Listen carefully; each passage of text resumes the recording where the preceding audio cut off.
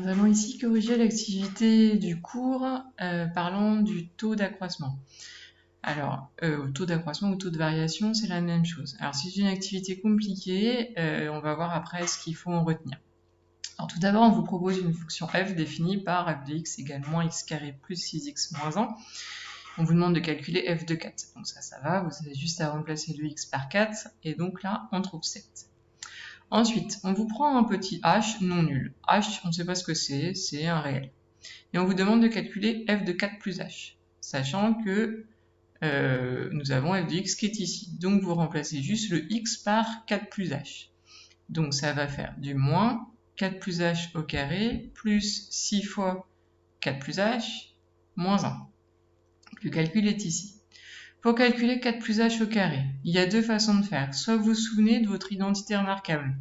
C'est du a plus b au carré. Alors, je sais pas si vous vous en souvenez, je me souviens qu'on en avait parlé un petit peu une fois, et je crois que c'était parti très très loin.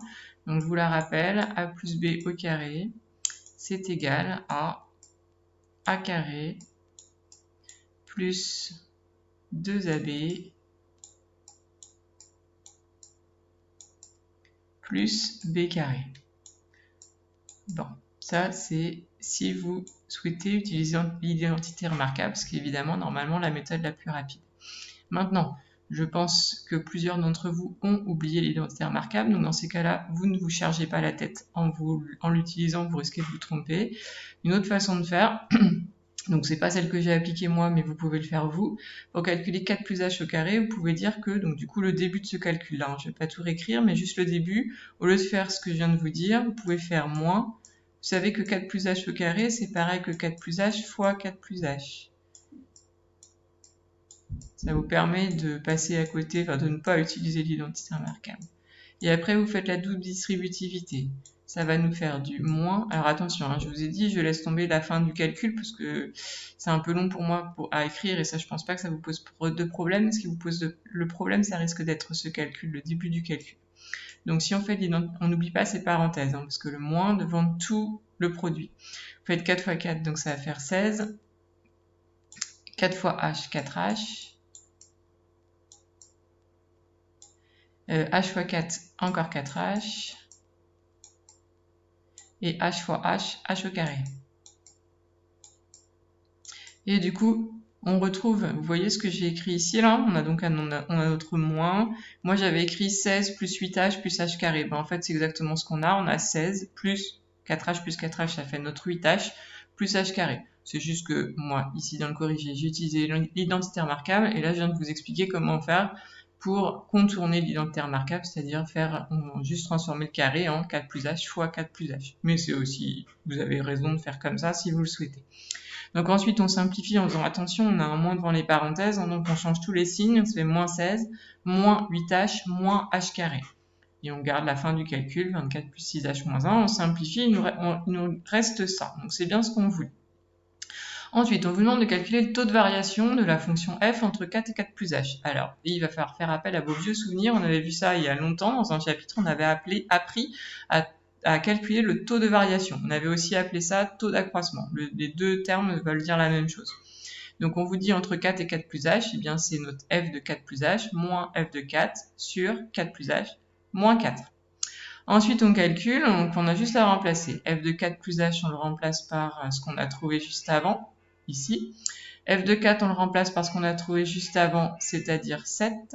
Et là, en bas, on a simplifié. 4 plus h moins 4, eh bien, il ne reste plus que h.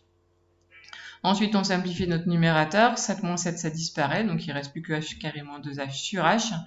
Et ensuite, on a simplifié par h. En fait, ici, votre h carré divisé par h, ça fait h. Et ensuite, le 2h divisé par h, ça fait 2. En fait, on a tout divisé par h. Et donc, finalement, notre taux de variation, il va valoir moins h moins 2. Alors, tout ça, c'est très calculatoire, c'est plutôt compliqué. Il faut savoir ce qu'on est en train de faire.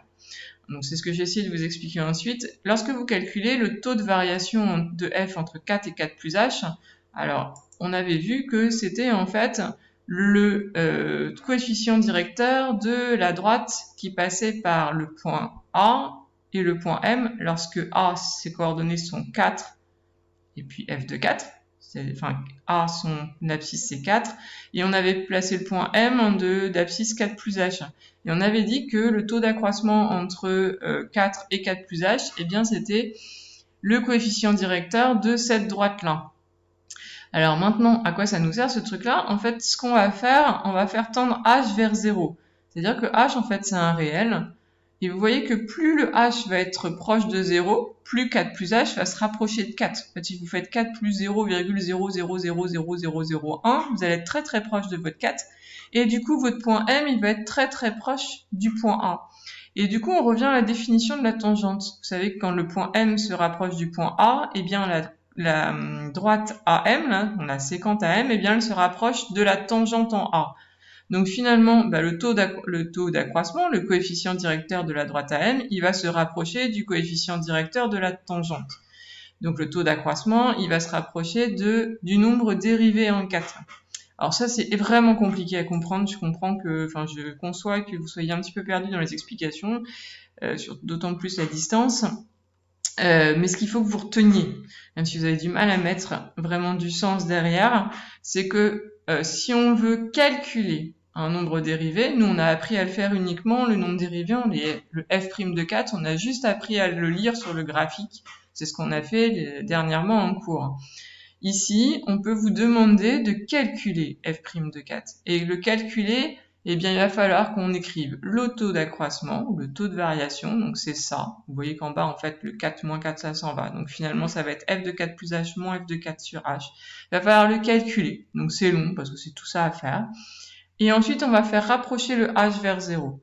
Quand h va devenir proche de 0, eh bien, ça va tendre vers moins 2. Si h, c'est quasiment 0, eh bien, moins h moins 2, c'est quasiment moins 2. Et on va en déduire que notre nombre dérivé f' de 4, eh bien, ça fait moins 2.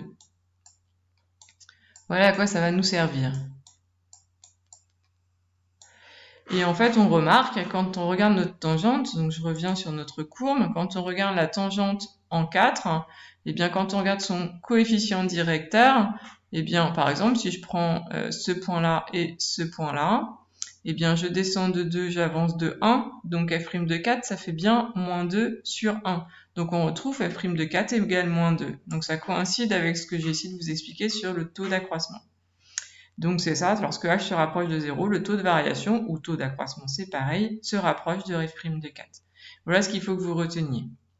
Donc, c'est récapitulé ici à la fin de votre cours. Quand vous avez une fonction f, alors le petit a, nous, dans l'activité, c'était 4. Vous le calculez entre 4 et 4 plus h, dans le cas général entre a et a plus h, c'est-à-dire vous allez calculer ça. Et bien ensuite, donc vous le calculez, ensuite vous prenez h qui va être très proche de 0, vous regardez ce que vous trouvez, et ce que vous trouvez, ça va être le nombre dérivé en petit a. Bon, il va vraiment falloir que vous regardiez les exercices, parce que c'est une notion compliquée. Voilà.